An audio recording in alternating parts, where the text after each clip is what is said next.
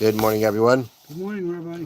We are learning Mishnah's Kesubos, Parakid Aleph, Chapter 11, Mishnah Vav, Mishnah 6. We'll just start reading from the beginning of the Mishnah, which we started yesterday. Hamama'enes Hashniya Va'ilanis. The Mishnah is focusing on three types of women. Hamama'enes, that means a Ktana, a girl who is a minor, who was married off by her mother or her older brothers, because her father is not around, her father passed away. And that is a rabbinic marriage, which she has the power of just getting up one day and saying, I don't want to stay married anymore. She can be ma'enes, which means to refuse. She can refuse to remain with him. And so we're talking, so such a girl, a ma'enes, the girl who refused. Hashniya, that means she is an erva. She is a forbidden relative to marry, but midrabanan, according to rabbinic law. V'ha'ilanis, and a woman who develops the physical characteristics that show that she can never have children. So we say regarding these three women, ein lahem ksuba, they do not receive a ksuba. That when the marriage ends, the husband does not have to give them the ksuba, the basic 100 or 200 zuz that we mentioned before. V'lo peiros, nor does he have to pay back for any of the fruits that he used from the property that she brought into the marriage, what we call the nichsei maluk.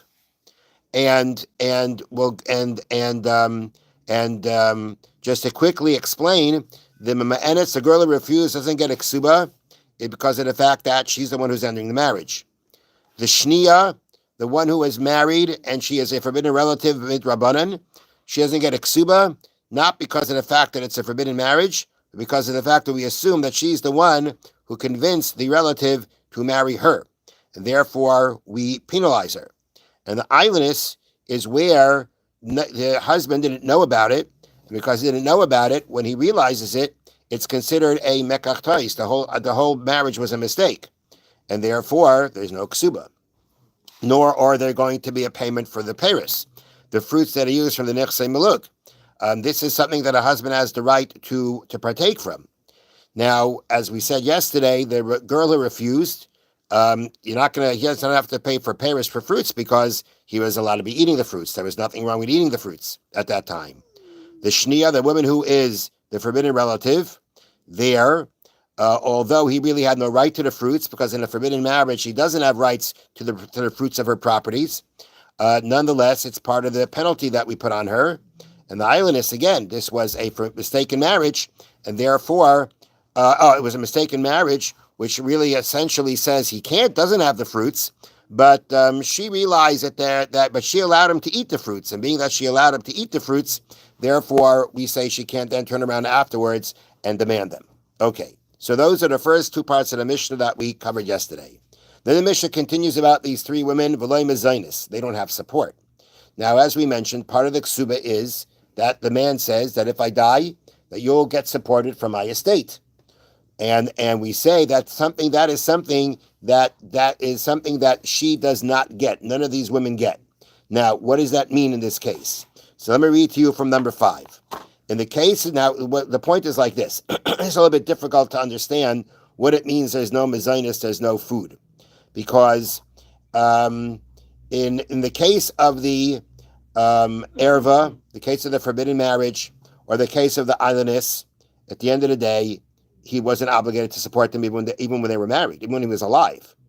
The shniya is a woman that she's forbidden to marry to. He has no obligation to feed her, no obligation to support her. They're not supposed to be married. The islandess, again, it's a mistaken marriage. It's a mistaken marriage. So the same way as we said, you don't have to pay for the ksuba, he wouldn't have to be supporting her, even during his lifetime.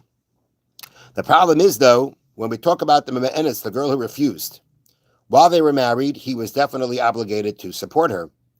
Excuse me. And therefore, being that during his lifetime he had to support her, then it would make sense to say that after he dies, the support should continue, just like another wife.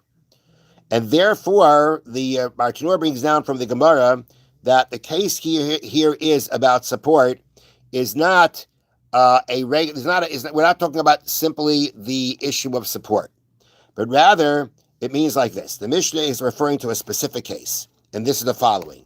So I'm just going to read to you. The girl borrowed money while they were married to pay for her food.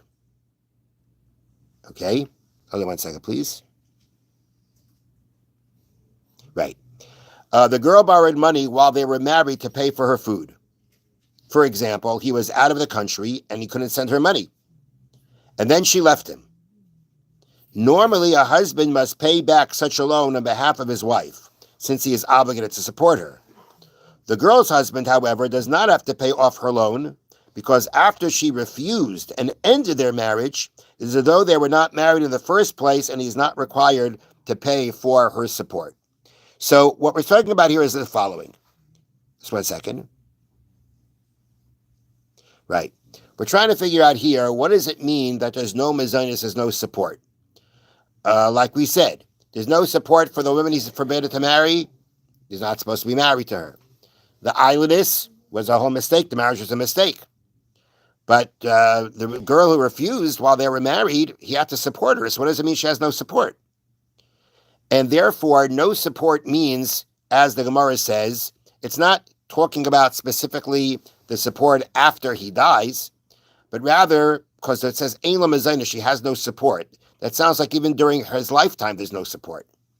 And therefore, the Gemara explains what that means is the following, as we just read. Let's repeat it again. If you have a woman, she's married to a guy, the guy leaves the country. He has to go out of the country, right? And because he's so far away, he doesn't have a means of getting money over to her for her to support herself. Just, it's not happening. So what does she got to do? She's got to borrow money to feed herself. Okay, when he comes back, what does he have to do? He's got to pay the debt. He's got to pay the debt of that point of time. Here, though, in this case where after she borrowed the money, she refused to remain married to him. So even though in a typical case of when a marriage ends, for whatever reason, he still has to pay back that debt to the person, has to pay back the money that was borrowed by his wife, who he had to support. In the case here of the girl who refused, who ended the marriage, what we say is that when a girl refuses the marriage, we consider it as if they were never married to begin with. It's like she retroactively undoes the marriage. And if she retroactively undoes the marriage, then that means he didn't have to support her. So that's what they say here. The girl's husband, however, does not have to pay off her loan because after she refused and ended their marriage, it is as though they were not married in the first place. And he's not required to pay for her support. So therefore, even during their lifetime, there is this possibility of not having to support her. Because to pay back her debts, to pay back her debt that she took money to support herself, which typically a husband would have to pay back, in this case where the girl refused, and therefore she ended the marriage in a way that we consider it as if they were never married, therefore he doesn't have to pay back that debt. All right, next case. V'loi b'lois. Nor does he have to pay for the loss of value of her worn-out muluk property. Okay, as we said, a woman brings property into the marriage, or not just property, possessions into the marriage. He has the right of usage. So, again, I'll read to you from the notes here. For example, if she brought garments into the marriage as muluk property, that means it remains hers, but he can use it. And the husband used them until they wore out. He is not obligated to pay her for them when their marriage ends.